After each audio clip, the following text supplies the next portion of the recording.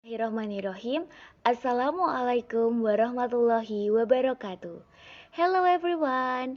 We are from the first group Cherry Blossom that consists of Lailatul Azizah, Liza Nur Alvina Farhani, Muhammad Imam Baihaqi, Ninda Rizky Pangestuti, and Putri Wulandari. Today, we want to explain about chapter 14, Analyzing Discourse.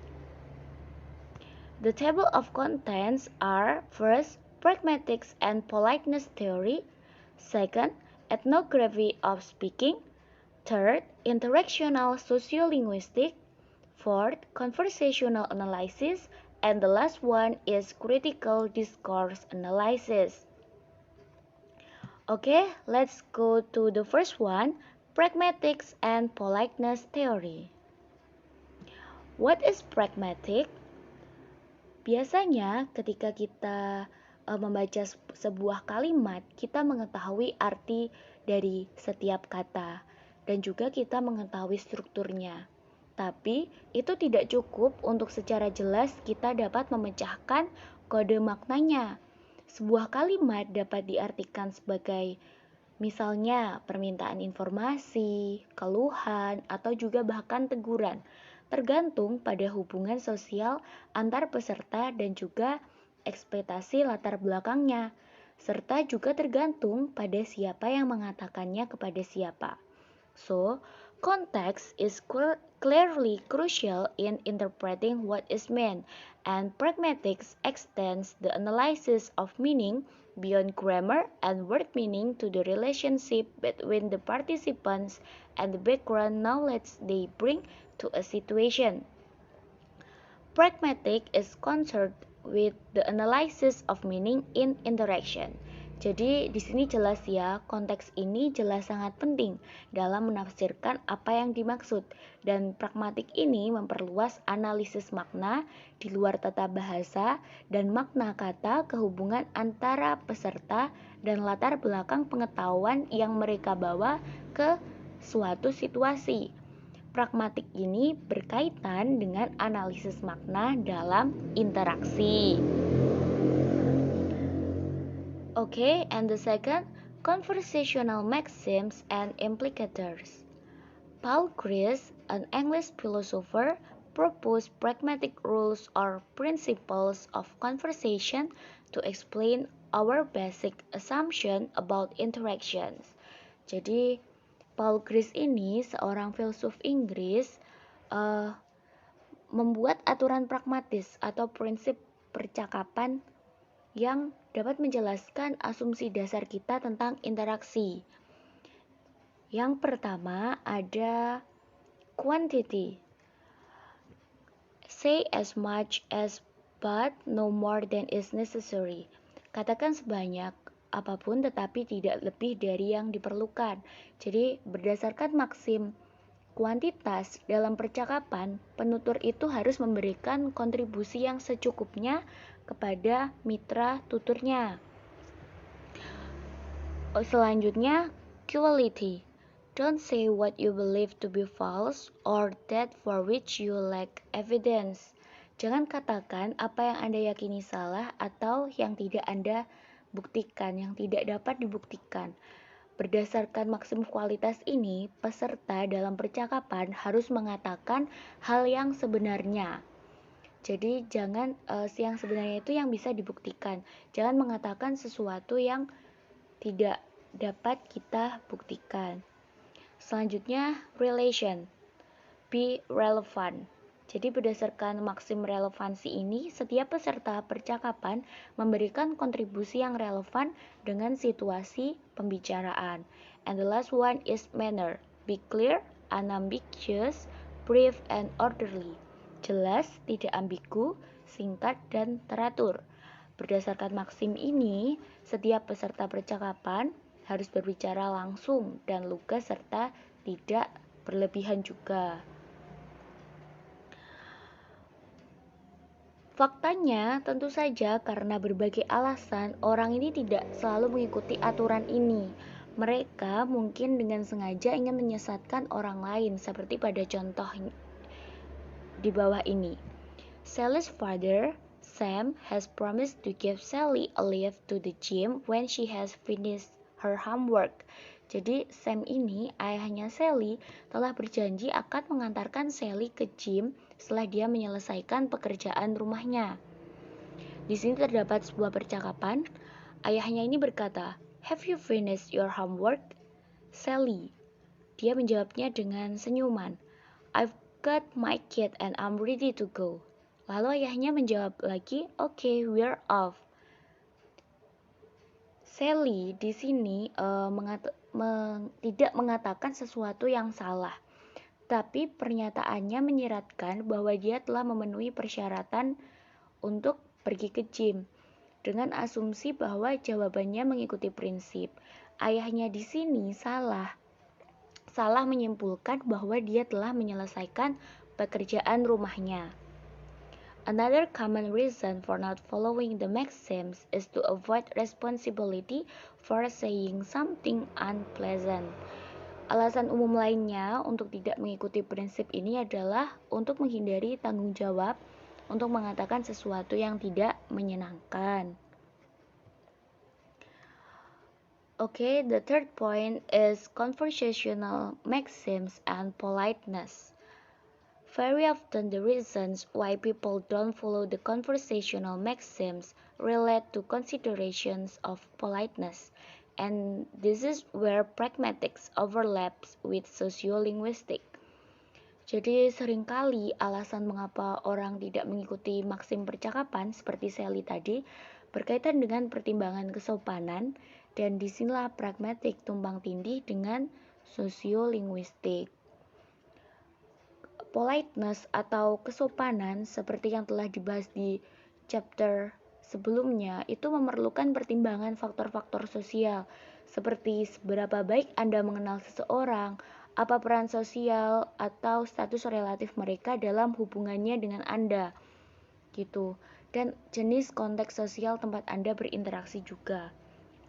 Jadi di sini Robin Lakoff, seorang peneliti pragmatik Amerika yang dijuluki ibu dari teori kesantunan modern, memperkenalkan 3 aturan kesopanan. The first one is don't impose, the second give options, and the third be friendly. Don't impose, jangan memaksakan, misalnya gunakan modal dan hedge.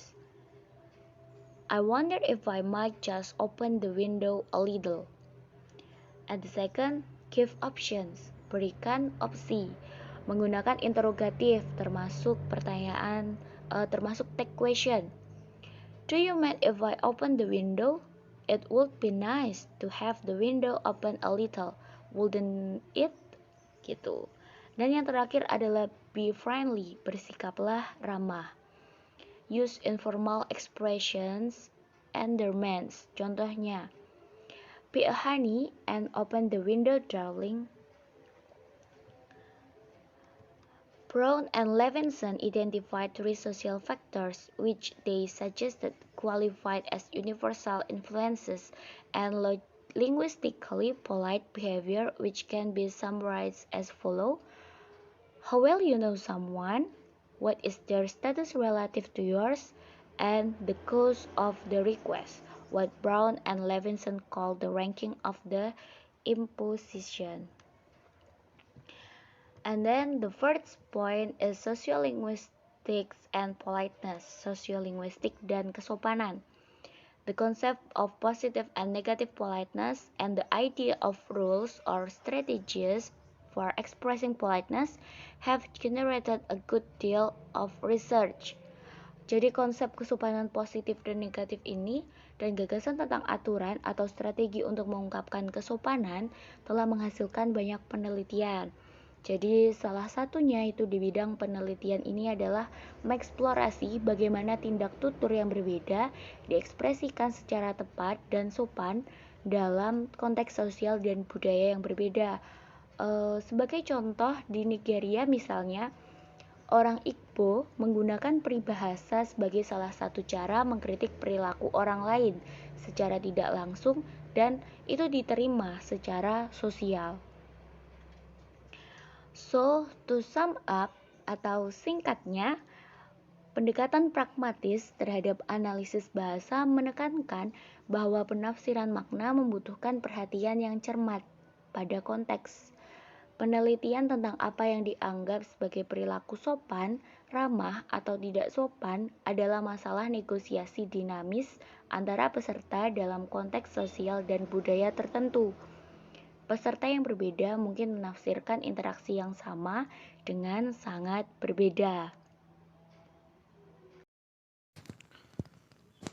Okay, guys, and now we're talking about ethnography of speaking. Nah, the first, what is an ethnography?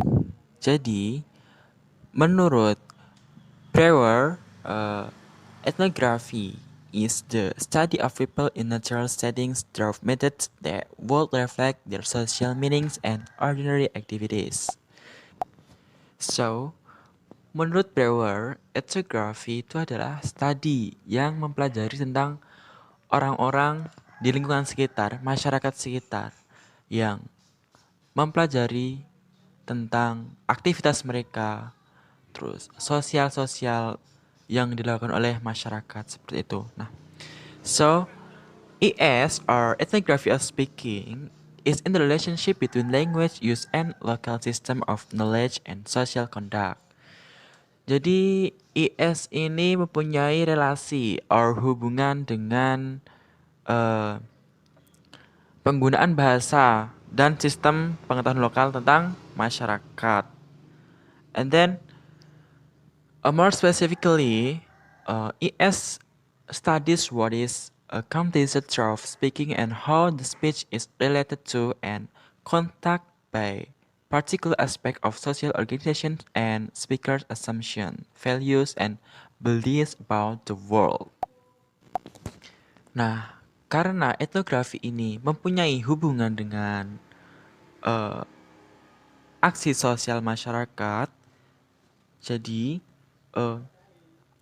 IS or ethnography of speaking ini mempelajari tentang ilmu yang menjadi tentang uh, bagaimana para masyarakat itu berbicara yang berhubungan dengan aspek-aspek sosial tertentu, termasuk di dalamnya ada assumption, values, and uh, kepercayaan di dunia inilah seperti itu.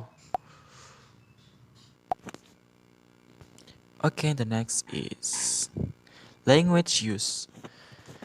Nah, in language use, in particular, ethnography of speaking have been concerned with the work done by unserved language. Jadi, ini Mugasdar, secara khusus, etnografi ini telah memperhatikan pekerjaan-pekerjaan yang dilakukan oleh ethnographer melalui bahasa yang telah diteliti. Oke, tadi itu yang pertama ada stabilizing, challenging, and recreating social identities and social relationship. Jadi penggunaan bahasa yang digunakan oleh ethnographer dari ethnography of speaking itu stabilizing atau membangun, bahasanya membangun, and then challenging, merubah atau menantang, and then recreating social identities, kembali ke identitas sosial, kembali membangun ya, recreate, kembali membuat, nah, and social relationship. Jadi biasanya itu penggunaan bahasanya itu berhubungan dengan hubungan-hubungan sosial antar manusia. Nah, yang kedua yaitu ada expanding the others as well as ourselves, why the world is should be done to channel it. And then language use of ethnography of speaking itu menjelaskan kepada sesama manusia, sesama antar masyarakat, atau bahkan kepada ourselves, why the world is should be done. Nah, mengapa dunia ini harus dirubah secara mindset our etc. Seperti itu. And then yang ketiga ada providing friends for events at the societal as well as individual level. Nah, biasanya juga ethnography ini providing frames or menyediakan wadah untuk masyarakat sebagai tempat untuk membuat acara-acara or events like yang berhubungan dengan budaya or values seperti itu. And then yang terakhir ada breaking or more often sustaining physical, political, or cultural barriers. Atau mendobrak uh, yang bisa menjadi mempertahankan politik atau budaya mereka, budaya manusia. Itu yang penggunaan dalam ethnography or speaking. Jadi digunakan untuk mempertahankan budaya-budaya mereka, values or cultural barriers. Nah, and then ada communicative competence. Oh, sebentar. Itu sebelum masuk communicative competence ada saya jelaskan tapi tidak di dalam in this video, but I will tell you. So, ini ada ethnography according to based on to Delhims. Dia merupakan sosiolinguis yang mempunyai teori tentang ethnography of speaking, yaitu the ethnography of speaking, also known as ethnography of communication science, it embraces features of nonverbal communication too. Jadi ada beberapa juga framework menurut Hims untuk menganalisis dari communicative events involved of following components like genre or types of event. Jadi ada genre jenisnya seperti atau event-eventnya seperti lewat call phone, conversation, and then ada meeting business, lesson, or seperti pembelajaran seperti itu ya, atau interview, or blog, like that.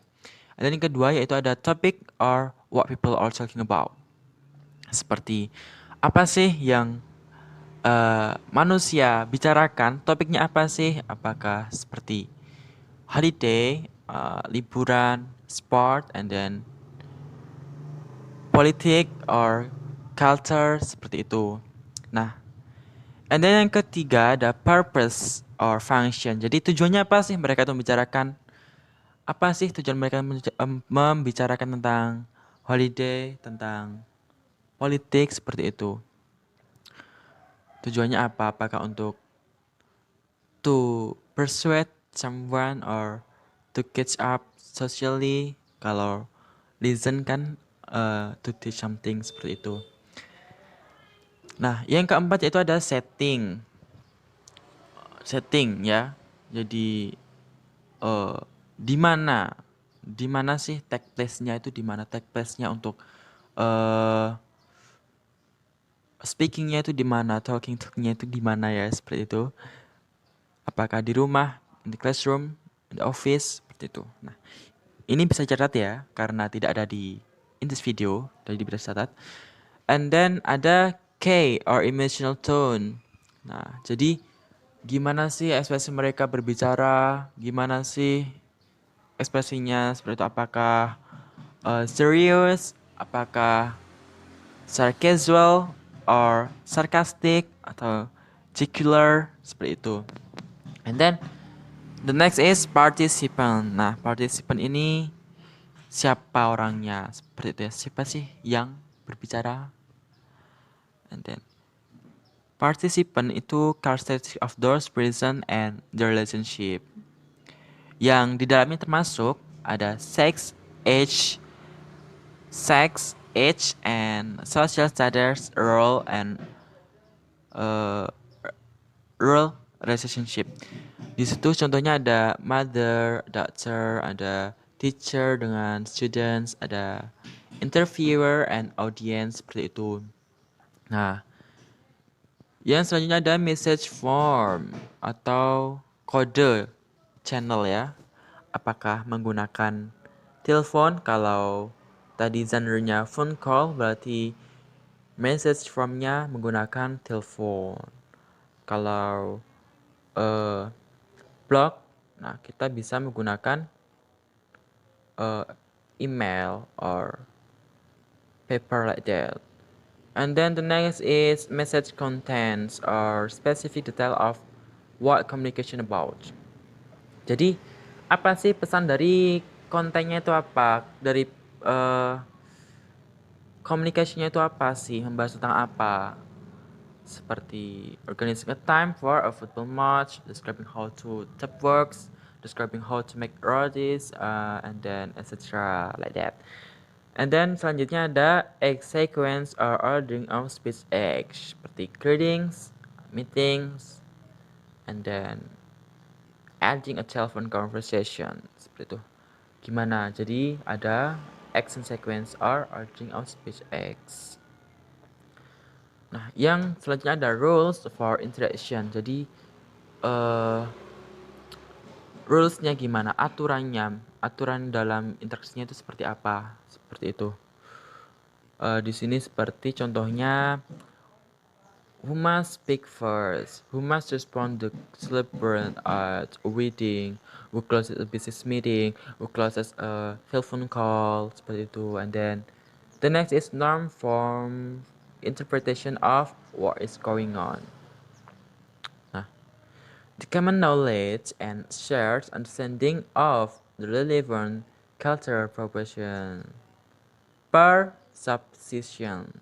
Jadi, apa yang kita butuhkan untuk menafsirkan apa yang kita butuhkan untuk menafsirkan, untuk memahami apa yang si listener or speaker ucapkan, seperti itu. Seperti contohnya di sini ada how are you does not recur at the time response in most Western English speaking societies. Nah, seperti ya. Jadi ini tadi bisa dicatat. Saya ulangi lagi. Yang pertama ada genre or type of events. Yang kedua ada topic or what people are talking about, and then ada purpose, jadi tujuannya apa, and then ada setting, dan yang kelima ada K or emotional tone, ada participants, ada message form, and then yang ketujuh ada message content or specific details of what communication about. And then yang ke-8 ada sequence, and then the next is ada rules, ada norms for interpretation of what is going on. Ya, itu bisa dicatat karena in this video, in this PowerPoint-nya tidak dicantumkan seperti itu. Tapi biasanya yang digunakan untuk menganalisis communication of ethnography of speaking itu biasanya cuma ada 5, seperti genre, topic, purpose, setting, and then K-tone, participant, and then message content or specific details of what the communication about. Nah, cuma ada itulah. Lebihnya 5 atau 6. And then selanjutnya ada communicative competence. Jadi apa sih tujuan dari penggunaan etnografi ini? So, tujuan dari etnografi ini adalah untuk mendeskripsikan pengetahuan yang dibutuhkan dan ditampilkan oleh audiens dalam berinteraksi, agar saat mereka berinteraksi itu ada kesuksesan, ada successfully with another. Jadi kesepahaman antar listener and speaker itu bisa berhasil. So, communicative competence is term used for the these kinds of complex expertise. Jadi istilah penggunaan dalam kompetensi komunikatif, communicative competence ini digunakan untuk keahlian yang kompleks. Seperti tadi ya, ada values and then culture, budaya-budaya, jadi digunakan dalam keahlian-keahlian seperti itu. Selanjutnya ada konteks. Nah, apa sih yang dibahas dalam ethnography of communication, ethnography of speaking? Nah, itu ya, ada beberapa yang dijelaskan. Nah, secara garis besar, konteks dari ethnography of speaking ada speech community, speech event, and speak acts. Nah, yang pertama ada speech community, ada beberapa fenomena dalam speech community. Yang pertama ada patterns of variation in group of speakers. Jadi setiap gagasan dalam speech community ini tergantung pada fenomena dari pola variasi penutur. Nah, ini didefinisikan sebagai alasan selain komunitas linguistik. Seperti contohnya, speaker cenderung membuang vokal suara dalam konteks homogeneity, dalam konteks speech-nya. Nah, yang kedua itu ada emergent and cooperatively achieved aspect of human behavior as strategies for establishing co-membership in the conduct of the human life. Nah, yang kedua ini ada tergantung dari aspek-aspek yang muncul dan koordinasi yang dicapai dari perilaku komunitas tadi, dari community of speech tadi. Itu biasanya mengandung strategi yang bertujuan untuk membangun kebersamaan dalam menyelenggarakan kehidupan sosial manusia yang sustainable. And then yang kedua ada speech event. Speech event. All social activities in which language plays an important role can be referred to as speech event. Nah, jadi speech event ini termasuk semua aktivitas sosial di mana bahasa, language ini memainkan peran penting. Bahasa merupakan peran penting. Bahasa mempunyai peran penting dalam speech event ini. But hal ini tidak mengurangi istilah conversation. This does not reduce the term outspoken conversation because it also includes the wide range of written communication. Jadi, hal ini tidak mengurangi istilah percakapan menjadi lisan karena di dalamnya juga mencakup berbagai macam komunikasi tertulis. Nah, yang ketiga, yang terakhir ada speech act. Speech act are gagasan, tindak tutur. Ini menekankan kekuatan pragmatis bicara, biasanya seperti itu. And then kemampuan speaker ini tidak hanya mendeskripsikan tentang dunia, tetapi juga mengubahnya dengan cara merapikan, dengan cara menambah, seperti itu, dengan cara be recycling on public and then share konvensi bersama, seperti itu. Itulah konteks-konteks dari ethnography of speaking. Ada 3, speech community, speech event, and speak act. Seperti itu ya. Oke, itulah penjelasan dari saya tentang ethnography of speaking. Nah, yang pertama tadi ada definisi ethnography of speaking ya, itu tadi. Yang kedua ada language use, dan tadi ada beberapa cara menganalisis communication of ethnography. And then ada communicative competence, tujuannya apa. Ada konteksnya, seperti itu ya. Dan selanjutnya itu nanti ada juga uh,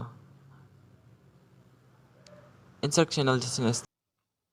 Okay, I'm the third speaker from this group. My name is Putri Wulandari and I will explain about interactional sociolinguistic.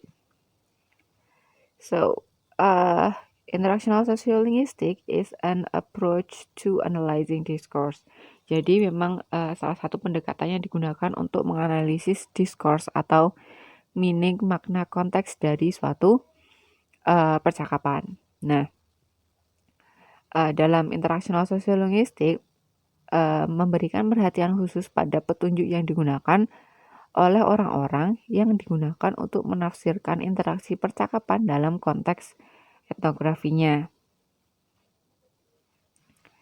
Interactional sociolinguistics typically make use of the detailed tools of conversation analysis, paying careful attention to turn-taking behavior, hesitations, pauses, and paralinguistic behavior to interpret what the speaker intended. But interactional sociolinguistics also take account of the wider sociocultural context in which interactions take place. So they bring to bear their knowledge of the community and its norms in interpreting what is going on in an interaction. Jadi memang ada beberapa cara yang pertama yang digunakan oleh peneliti yang menggunakan pendekatan interactional sociolinguistik. Yang pertama adalah mereka menggunakan uh, alat analisis percakapan yang terperinci. Jadi mereka itu memperhatikan, mencermati perilaku-perilaku yang digunakan oleh si pembicara, seperti jeda yang digunakan, kemudian perilaku paralinguistik seperti mendesak, tertawa, bahkan tarikan nafas yang digunakan oleh pembicara. Kemudian yang kedua, mereka juga menggunakan konteks sosiokultural yang lebih luas, di mana mereka menggunakan pengetahuan mereka tentang kultur atau budaya-budaya dalam suatu komunitas dan norma-norma yang ada dalam komunitas tersebut dalam menafsirkan apa yang terjadi dalam suatu interaksi yang terjadi.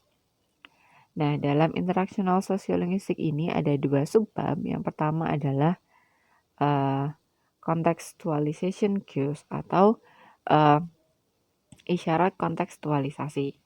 Jadi, contextualization cues, signal contextual presuppositions, knowledge that the speaker assumes the listeners has already or information that they can work out for themselves by paying attention to features of the context. Jadi memang ada beberapa isyarat-isyarat kontekstualisasi yang dikeluarkan oleh pembicara pada saat melakukan percakapan. Nah, jadi pembicara mengasumsikan bahwa si pendengar ini sudah mempunyai banyak informasi tentang diri mereka, si pembicara. Jadi, si pendengar bisa memperhatikan fitur-fitur bicara si pembicara agar dapat menentukan konteks pembicaraan. Contextualization cues thus allow participants to infer the most likely interpretation of an utterance. Jadi memang dalam hal ini memberikan banyak isyarat-isyarat kontekstualisasi yang dapat berguna bagi pendengar untuk menentukan konteks pembicaraan. Nah, contohnya di sini, kontekstualisasi cues can also take the form of discourse move. Jadi memang dapat berbentuk pada gerakan-gerakan kecil. Dapat dilihat di percakapan di bawah. From Mia, you know the ventilation fan? I'm thinking that we should leave it on during the daytime. The switch is inside the building. Then sorry to bother, but when you leave. And then Tommy said, yes, I.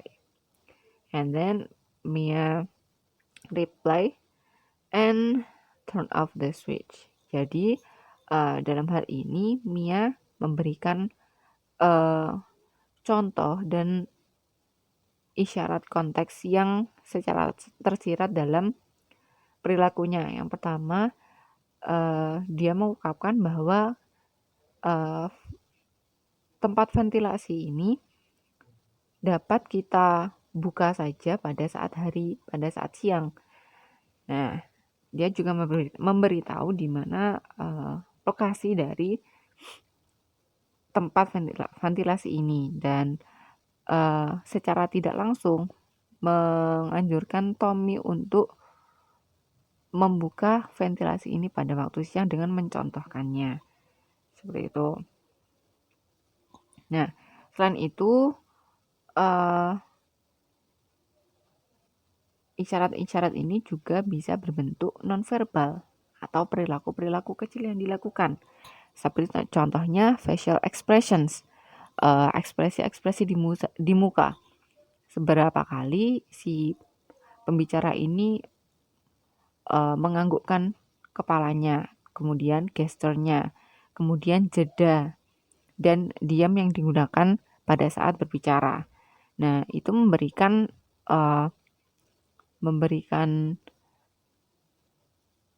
isyarat-isyarat agar si pendengar dapat menentukan konteks pembicaraan mereka. Contohnya, pada saat kita berbicara dengan orang lain untuk menunjukkan bahwa kita paham dengan apa yang mereka katakan, kadang kita hanya perlu untuk mengangkat alis kita. Jadi, dengan berbicara gitu aja dan mengangkat alis kita, si pembicara itu bisa menangkap jelas bahwa si pendengar itu tadi paham dengan apa yang dia bicarakan. Nah, jadi nonverbal behavior atau perilaku-perilaku nonverbal tersebut itu juga memberikan isyarat konteks yang ada dalam suatu percakapan juga. Nah, yang sebab kedua adalah miscommunication atau miskomunikasi. The interactional sociolinguistic approach focuses on the consequences of assuming different background for interaction between groups. When expectations are not met, listeners draw poor conclusion about the speaker. Saya jelaskan sampai sini saja. Pada pendekatan ini kita berfokus pada konsekuensi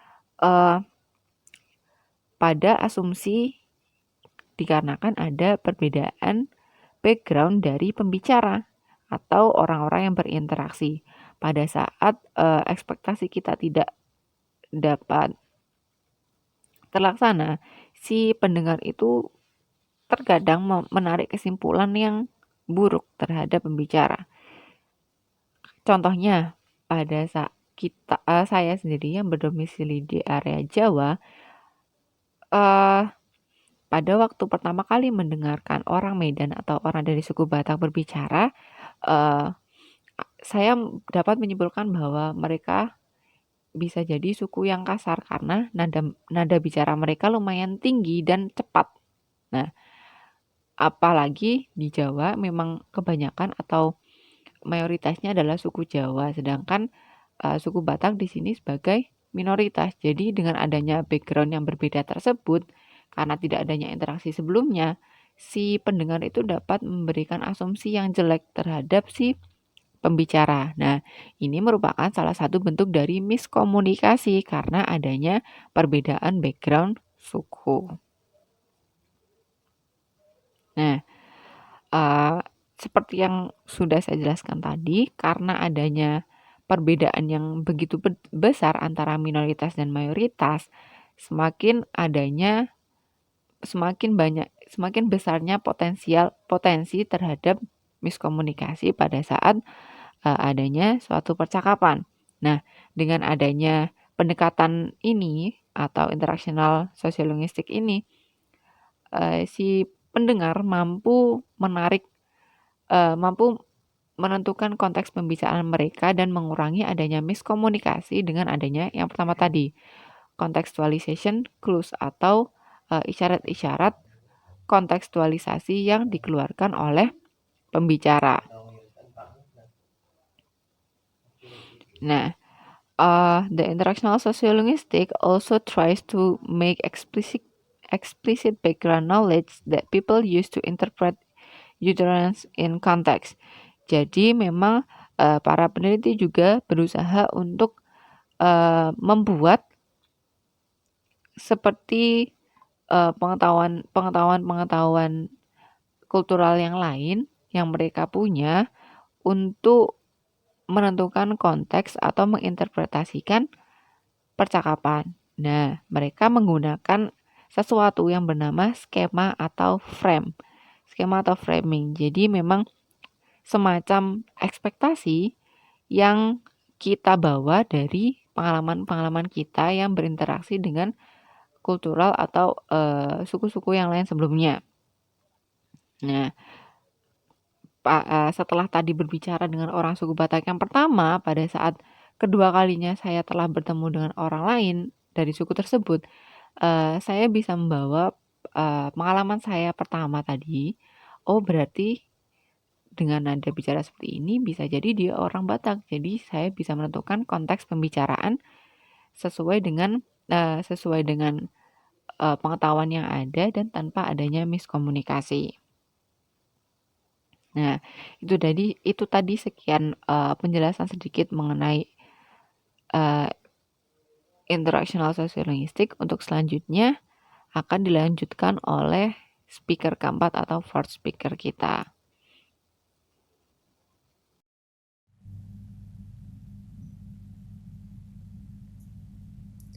Okay, I will continue from Putri.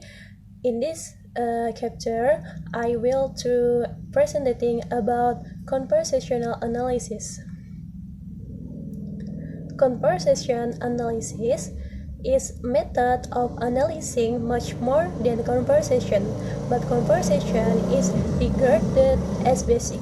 Moreover, CA or conversation analysis is now used by researchers in many other disciplines, including sociolinguistics, who are interested in analyzing the structure of talk and explaining how we manage the roles of ordinary everyday conversation at the most micro level.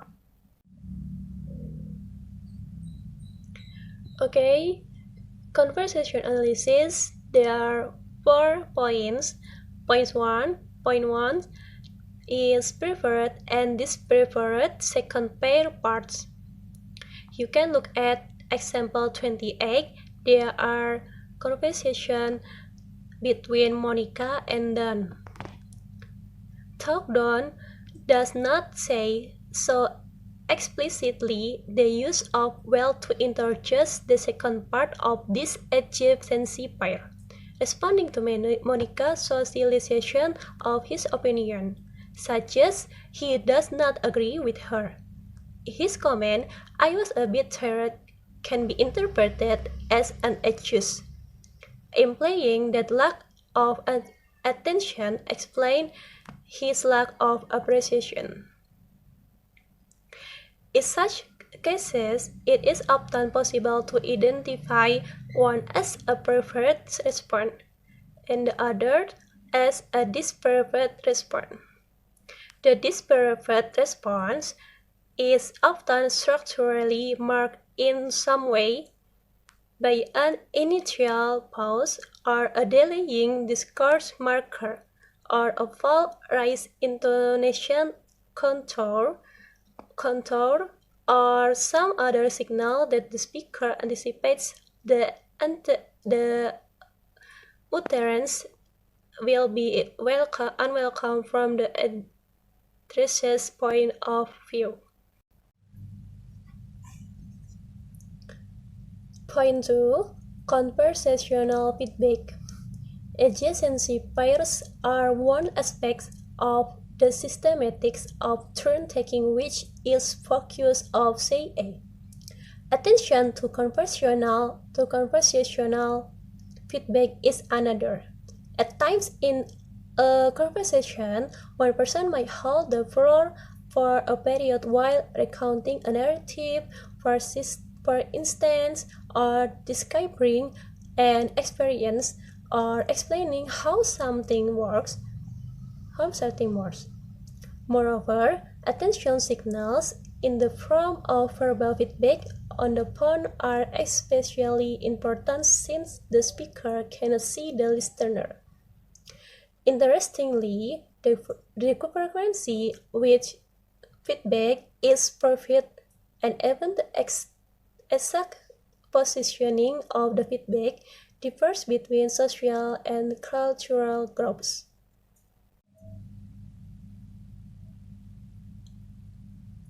Point 3. Interruptions and overlaps. CA researchers argue that talk constitutes particular institutional realities.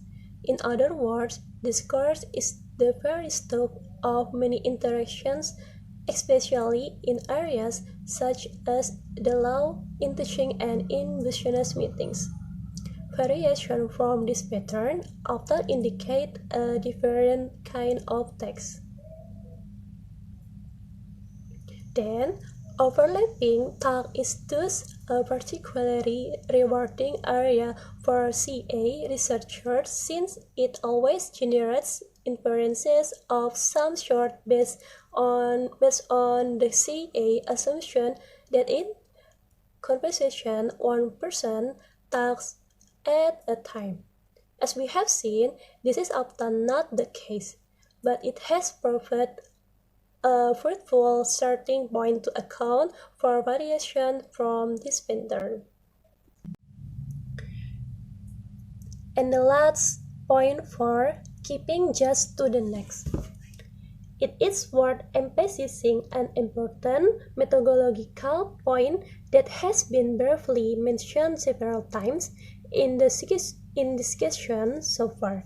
A basic characteristic of CA approach is that you should not begin the analysis with any preconceived ideas about what will be worth examining.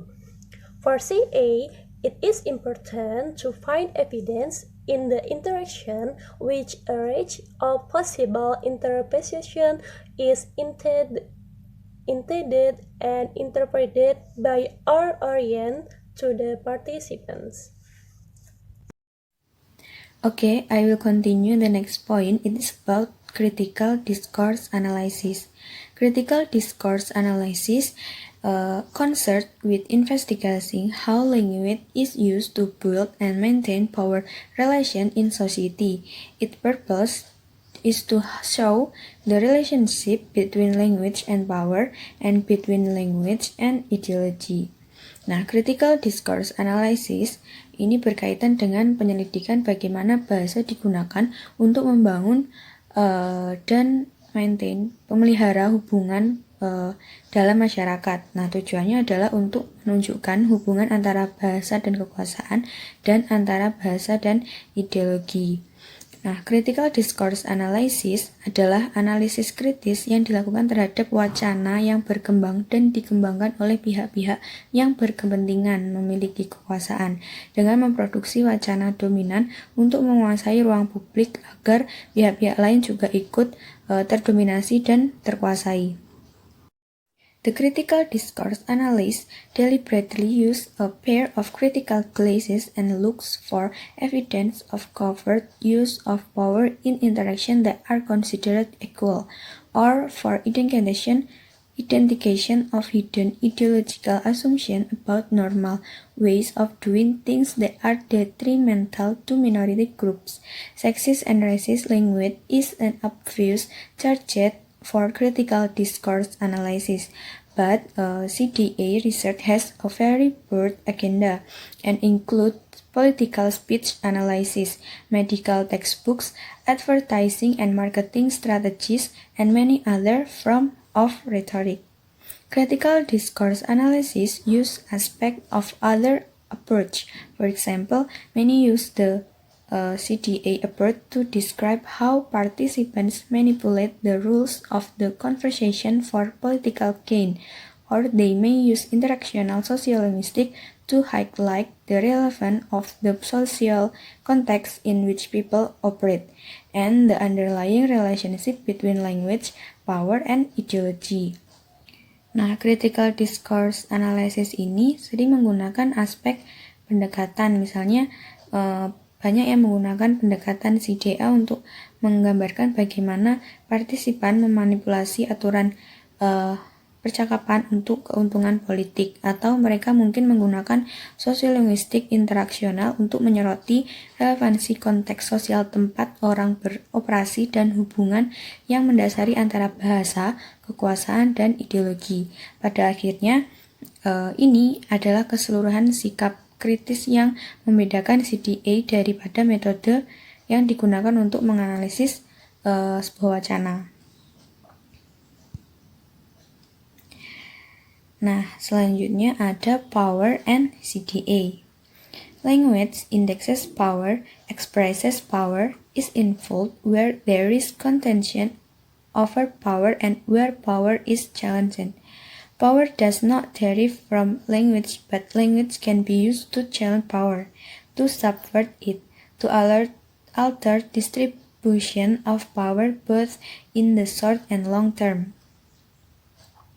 Nah, language index power, expresses power itu terlibat di mana ada perselisihan antara kekuasaan dan di mana kekuasaan ditantang.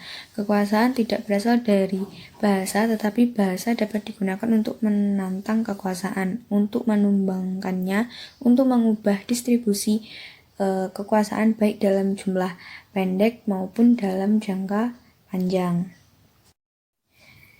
Nah, example-nya di sini ada Katie and Kelly are policy analysts in a government department.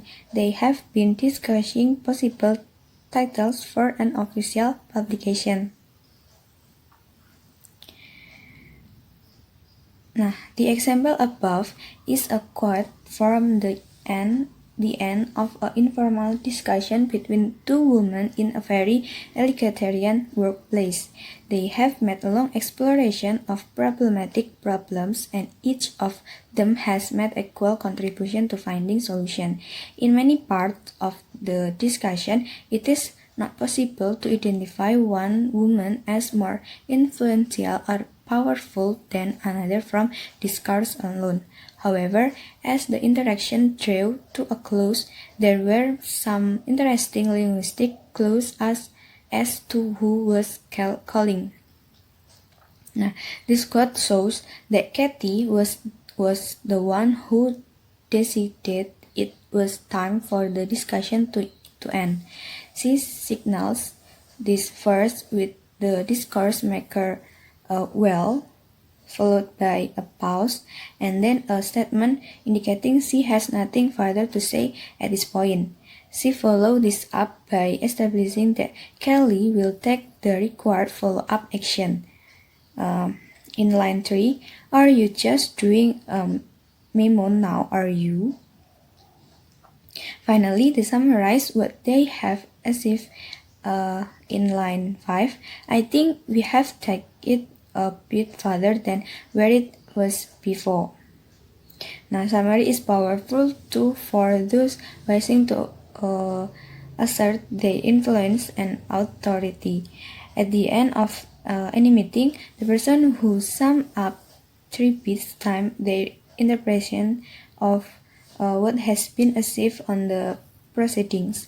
It is a subtle but effective way of enacting power as a critical discourse analysis emphasizes. Nah, kutipan ini menunjukkan bahwa Katie yang memutuskan sudah waktunya diskusi ini berakhir. Lalu dia memberi sinyal pertama dengan penanda wacana well, diikuti jeda, and then a statement indicating she has nothing further to say at this point. Dia menindaklanjutinya dengan menetapkan bahwa Kelly akan mengambil tindak lanjut yang diperlukan. Yang baris ketiga tadi, apakah Anda hanya membuat memo sekarang? Lalu akhirnya dia merangkum apa yang telah mereka capai atau summary-nya di baris ke-5. I think we have taken it bit further than where it was before. Ringkasannya di akhir pertemuan, orang yang menyimpulkan dengan demikian memberi stempel interpretasi mereka tentang apa yang telah dicapai dalam persidangan. Ini adalah cara yang efektif untuk memerankan kekuasaan, seperti yang ditekankan oleh critical discourse analysis. Selanjutnya, ideology and CTA. CTA researchers aim to uncover the hidden message and especially the taken for granted assumption that underlie much of our everyday discourse. The CTA approach seeks to identify the ways in which reader or listener are manipulated through word choice and certain construct to take certain position in relation to the topic of discussion. CTA researchers bertujuan untuk mengungkapkan hidden message dan terutama asumsi yang diterima begitu saja yang mendasari sebagian besar wacana kita sehari-hari. Pendekatan CTA berusaha mengidentifikasi cara-cara di mana pembaca atau pendengar dimanipulasi melalui pilihan kata dan konstruksi tertentu untuk mengambil posisi tertentu dalam kaitannya dengan topik diskusi. Another focus of CTA is a discourse that seems neutral and informative, but on closer inspection, it turns out to be manipulative and even distorting. For example, in the health section of a woman's magazine and under the heading Healthy Hin, it was not some nutritionist or medical advice readers might expect, but an advertisement for anti-inflammatory 100% natural herbal formula. Identify advertorial and informational new genre in which a particular product is promoted in what initially appears to be an editorial or feature article is an area where the CTA approach is especially valuable. Even more interesting are the subtle ways in which our response are manipulated in a context that should be the source of information, such as a newspaper report or even a textbook, a context in which we may be less aware of the underlying orientation and the goals of the author or speaker. When we wear CTA glasses, we can often identify subtle sorts of bias in the way language is used in this context. Consider the different message conveyed by the choice of lexical item and syntactic patterns in the following sentence reporting same event. Now, the CTA approach seeks to identify the ways in which reader or listener are manipulated through word choice and certain construct to take certain position in relation to the topic of discussion. Choice of pronouns, for example, can quickly and effectively position the readers as one of us, observing the behavior of them. They may be including the reader or listener in one group while objectifying the other and alienating the reader or listener from them. At one government organization, employees commented that their use of the CEO changed over a period of time. Initially, when the CEO talked about we and us, he or she was referring to him or herself and other employees in the organization. 5 years later, the term we and us in the chief executive discourse usually refer to him and his fellow chief executive in other government organizations. His pronoun usage betrayed the realignment of his loyalties, and his employees were aware that this reflected new priorities which impacted negatively on their working condition. Nah, pendekatan CTA berusaha mengidentifikasi cara-cara di mana pembaca atau pendengar dimanipulasi melalui pilihan kata dan konstruksi tertentu untuk mengambil posisi tertentu dalam kaitannya dengan topik diskusi. Pilihan kata ganti misalnya dapat dengan cepat dan efektif memposisikan pembaca sebagai salah satu dari us tadi mengamati perilaku them, dengan demikian memasukkan pembaca atau pendengar dalam satu kelompok sambil mengobjektifkan kelompok lain dan mengasingkan pembaca atau pendengar darinya. Di satu organisasi pemerintah, karyawan berkomentar pada pengguna CEO mereka berubah selama periode waktu tertentu. Awalnya ketika CEO berbicara tentang we and us, dia merujuk pada dirinya sendiri dan karyawan lain dalam organisasi. Namun 5 tahun kemudian, istilah we and us dalam wacana chief eksekutif biasanya merujuk pada dia dan sesama pemimpin eksekutif di organisasi pemerintah lainnya. Nah, penggunaan kata-kata di dia itu karyawannya sadar bahwa ini mencerminkan prioritas baru yang berdampak negatif pada kondisi kerja mereka. So, I think enough for our explanation about analyzing discourse. Thank you. Wassalamualaikum warahmatullahi wabarakatuh.